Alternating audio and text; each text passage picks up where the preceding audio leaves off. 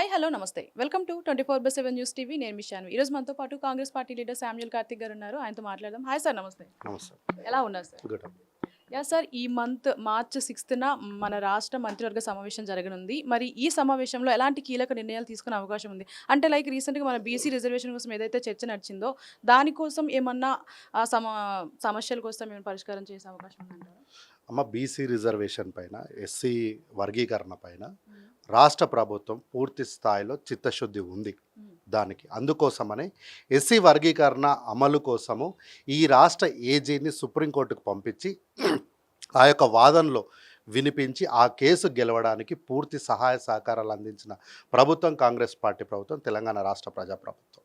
అట్లాగే ఎన్నికల్లో మేము ఏదైతే హామీ ఇచ్చినామో బీసీ కులగణన చేస్తామని, ఆ బీసీ కులగణన ఇచ్చిన హామీ మేరకు మేము దాని కులగణన చేసిన తర్వాత దాన్ని ఒకరోజు స్పెషల్గా శాసనసభను పిలిచి కాల్ఫార్ చేసి శాసనసభ్యులందరినీ కూడా ఇన్వైట్ చేసి సభను పెట్టినాం. ఆ రోజు కూడా లీడర్ ఆఫ్ అపోజిషన్ గారు వస్తారని మేము ఆశపడ్డాం, కానీ వారు రాలేదు.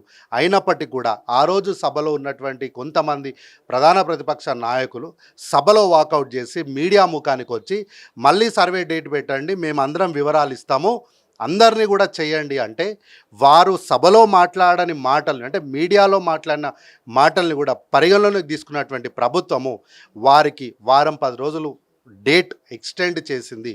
ఎక్స్టెండ్ చేసి మీ వివరాలన్నీ కూడా సమర్పించండి అంటే, వీళ్ళు వివరాలు సమర్పించకపోగా రాష్ట్ర ప్రజల్ని మళ్ళా మీరు వివరాలు ఇవ్వకండి అని చెప్పి రెచ్చగొట్టినటువంటి విధానంలో ఉన్నటువంటి బీఆర్ఎస్ పార్టీకి బీసీ రిజర్వేషన్ల గురించి కానీ, బీసీ కులగణన గురించి కానీ, బీసీల గురించి మాట్లాడే నైతిక హక్కు లేదు. కాబట్టి రేపు జరిగే మంత్రివర్గంలో ఖచ్చితంగా బీసీలకు న్యాయం చేసే విధంగా, మంచి చేసే విధంగా, బీసీలకు కానీ ఎస్సీలకు కానీ అందరికీ మంచి చేసే విధంగా చర్చ ఉంటుంది ఖచ్చితంగా. Great sir. మనకి రీసెంట్గా ఏదైతే అలాగే మన మీనాక్షి నటరాజన్ గారిని మన కాంగ్రెస్ పార్టీ ఇన్ఛార్జ్గా నియమించారో, అంటే ఇంటర్నల్గా వస్తున్న టాక్ ఏంటంటే సీఎంని రీప్లేస్ చేయడానికి వచ్చారు అని అంటున్నారు. మీరు ఏం చెప్తారు దీనికి? ఇప్పుడు కాంగ్రెస్ పార్టీలో ఏం జరుగుతుందో మాకు తెలుసు అమ్మ. వానికేం తెలుసు? తలతిక్కలో లేదో మాట్లాడినారంటే ఏదో తిక్కలోడు తిరణాలకు పోతే పైకి ఎక్కదిగా టైం సరిపోయింది అన్నట్టు. వాళ్ళ పదవులకు వాడ దికానా లేదు. వాళ్ళు వచ్చి ఈడ రాష్ట్ర ముఖ్యమంత్రిని అంటే ఏంటంటే ఏదో ఒకటి రేవంత్ రెడ్డి గారిని మాట్లాడాలి.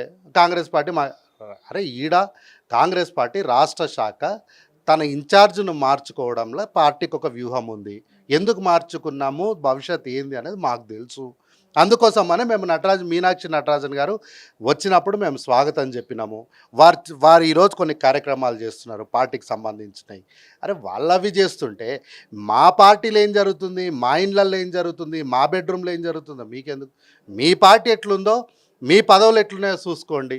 నేను ఈరోజు ఈ వేదికగా మీ ఛానల్ ద్వారా చెప్తున్నా, రాష్ట్రంలో కేసీఆర్ పాలన చేసిన దానికన్నా ఒక్కరోజు, ఒక్క గంట అయినా సరే, ఒక్క నిమిషమైనా సరే ఎక్కువగానే రేవంత్ రెడ్డి గారు ఈ రాష్ట్రానికి ముఖ్యమంత్రిగా పనిచేస్తారు. ఇందులో వేరే మార్పే ఉండదు. ఖచ్చితంగా తెలంగాణ రాష్ట్రానికి 10 సంవత్సరాలు, కేసీఆర్ గారు 9 సంవత్సరాల 8 నెలలైన వాళ్ళు ముఖ్యమంత్రి, రేవంత్ రెడ్డి గారు తప్పకుండా 10 సంవత్సరాలు ఈ రాష్ట్రానికి ముఖ్యమంత్రి ఉంటారు. ఎవ్వరు తలకిందులు తపస్సు చేసినా వారిని మార్చే ప్రసక్తి లేదు. అట్లాంటి ఆలోచన పార్టీకి లేదు.